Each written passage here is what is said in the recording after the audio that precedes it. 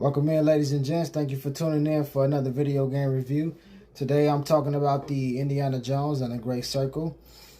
What a phenomenal, adventurous, action-packed, not as action-packed as something like the Uncharted series, but for Indiana Jones game, this is probably the best embodiment that I've seen of all Indiana Jones. Even back to the old PS2 Xbox games, this is the best thus far. This follows Indiana Jones. This is taking place between the Raiders of the Lost Ark film and the Last Crusade. So obviously, he is currently not with Marion during this game. Obviously, we know throughout the movies they have a complicated relationship, to say the least.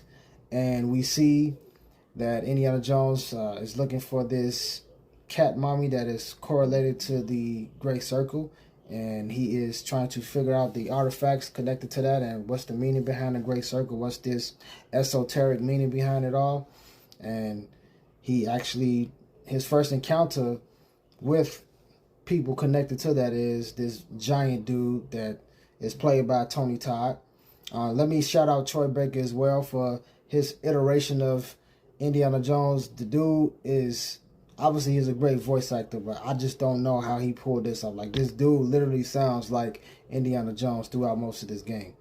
But anyway, we see he meets up with the giant guy, and that leads him to go to the Vatican, where he meets up with one of his old friends, and we also see him eventually meet up with his eventual counterpart of Gina.